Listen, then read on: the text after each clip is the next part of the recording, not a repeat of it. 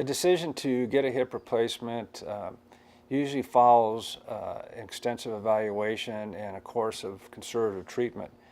And when a patient comes in complaining of the classic kind of hip pain in the groin, and there's pain with range of motion of the hip, and if patients have difficulty sleeping at night, then we know that it's a pretty serious problem.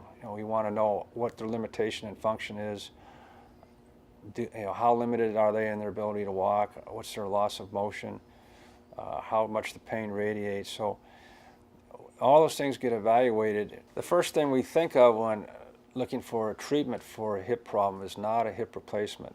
We like to see our patients try a course of non-steroidal anti-inflammatory medication, sometimes even a course of therapy or even weight loss.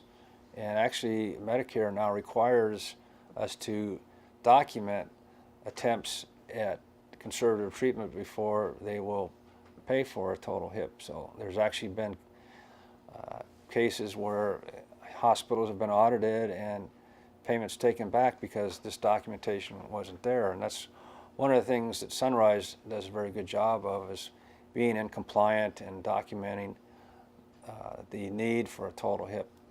But once the pain gets so bad and the changes on the x-ray show complete loss of your joint space, a total hip replacement is a very good treatment.